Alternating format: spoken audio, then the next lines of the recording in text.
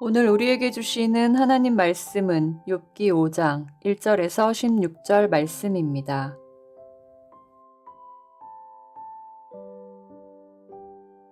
너는 부르짖어 보라. 내게 응답할 자가 있겠느냐? 거룩한 자 중에 내가 누구에게로 향하겠느냐? 분노가 미련한 자를 죽이고 시기가 어리석은 자를 멸하느니라. 내가 미련한 자가 뿌리 내리는 것을 보고 그의 집을 당장에 저주하였노라.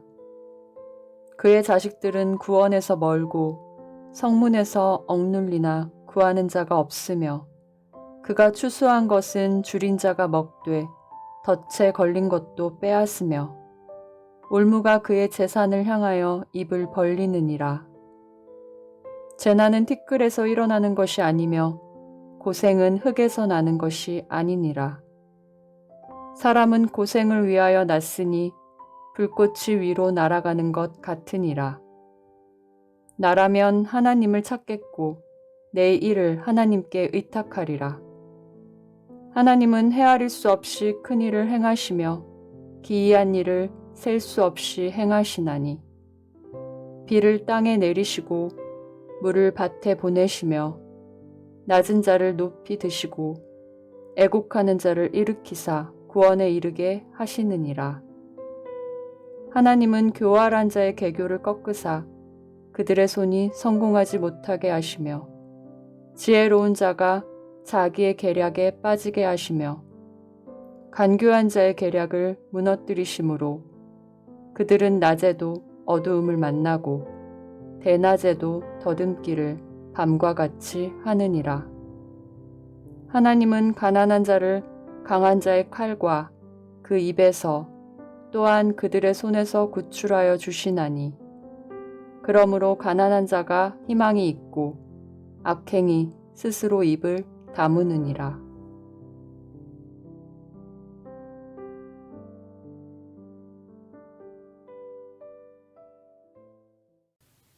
욥의 세 친구 중에 엘리바스는 탄식하는 욥을 향해서 인과응보율을 적용하면서 고난은 죄의 결과로 오는 것이라고 설명했습니다.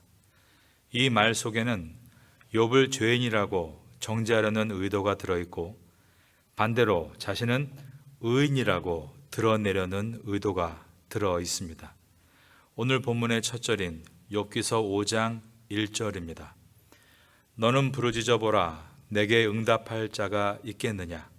거룩한 자 중에 내가 누구에게로 향하겠느냐? 엘리바스는 욥이 죄인이기 때문에 하나님께서 그의 부르짖음에 응답해 주시지 않고 그에게 얼굴을 향하시지 않는다고 했습니다. 5장 2절입니다. 분노가 미련한 자를 죽이고 시기가 어리석은 자를 멸하느니라.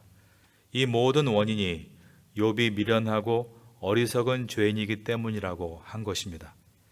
엘리바스는 욥과 같은 경우를 본 것이 처음이 아니라고 말합니다. 3절입니다. 내가 미련한 자가 뿌리 내리는 것을 보고 그의 집을 당장에 저주하였노라. 전에도 미련한 자의 흥망성쇠를 보았고 그때 그를 향해 엄히 경고하고 저주했었다는 것입니다. 그가 이 말을 욥에게 하는 이유는 욥을 회개하고 돌아오게 하기 위해서입니다. 4절과 5절입니다. 그의 자식들은 구원에서 멀고 성문에서 억눌리나 구하는 자가 없으며 그가 추수한 것은 줄인 자가 먹되 덫에 걸린 것도 빼앗으며 올무가 그의 재산을 향하여 입에 벌리느니라. 그는 욥이 당하는 고통을 단순하게 행위화복으로 판단했습니다.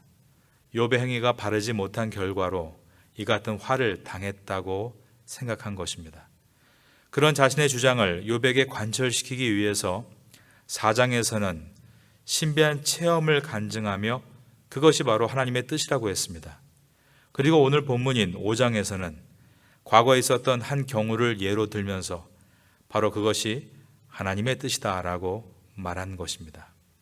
그가 주장하는 하나님의 뜻은 내가 잘못된 행위로 벌을 받고 있는 것이니 죄를 돌이키고 회개해야 한다라는 것이었습니다.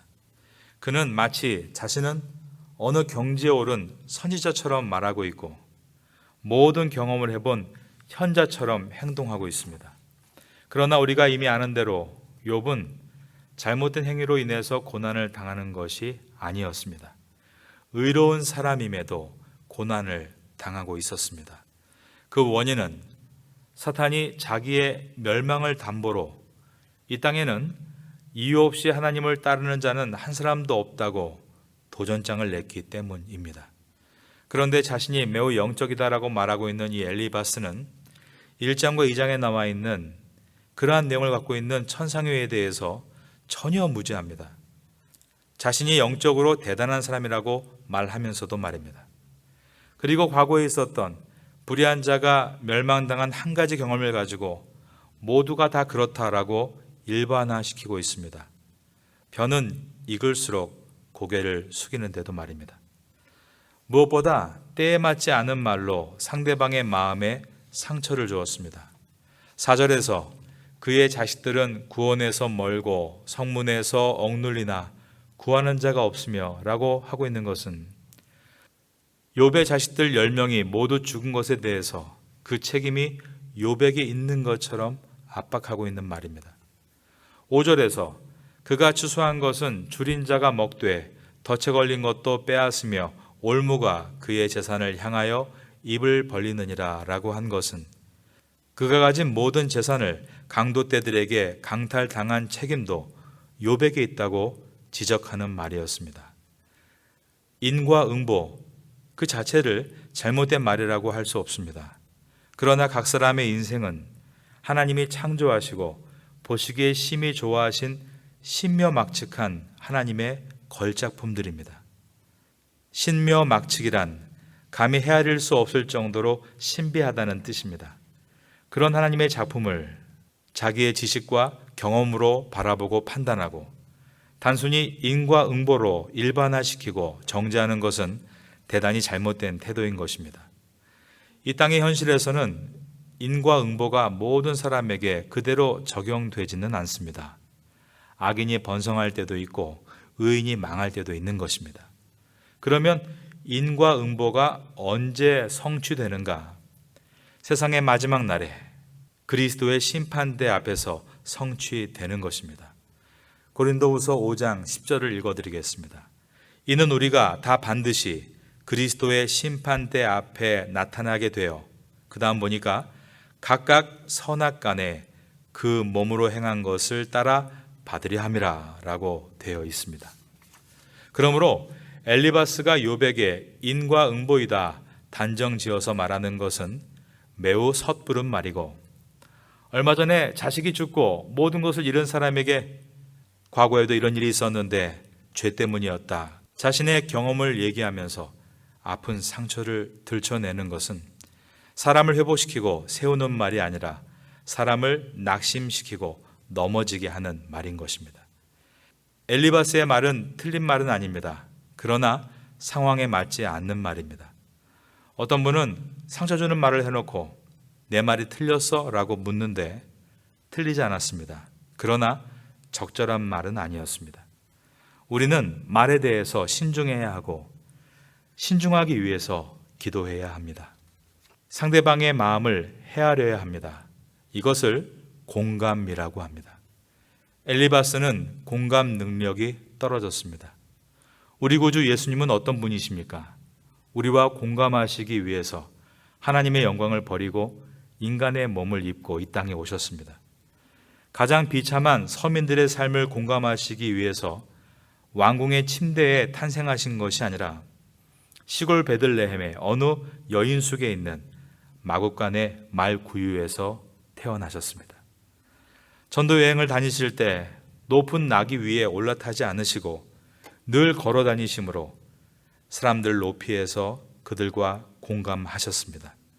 오직 단 한 번 나귀를 타셨는데 십자가의 죽음을 앞두고 마지막으로 예루살렘 성으로 들어가실 때도 다 자란 나귀가 아닌 어린 나귀를 타심으로 발이 땅에 닿으면서 입성하셔서 당신은 이 땅에 오신 겸손의 왕인 것을 보여주셨고 여전히 눈높이를 낮추어서 사람들과 공감하셨습니다. 여러분도 다른 사람을 헤아리는 공간의 힘을 점점 넓혀 가심으로 바르고 옳은 말을 바르고 적절한 시기에 하심으로 여러분의 말이 사람을 세우고 하나님께 나아가도록 돕게 만드는 복음이 될 수 있기를 예수님의 이름으로 축원합니다.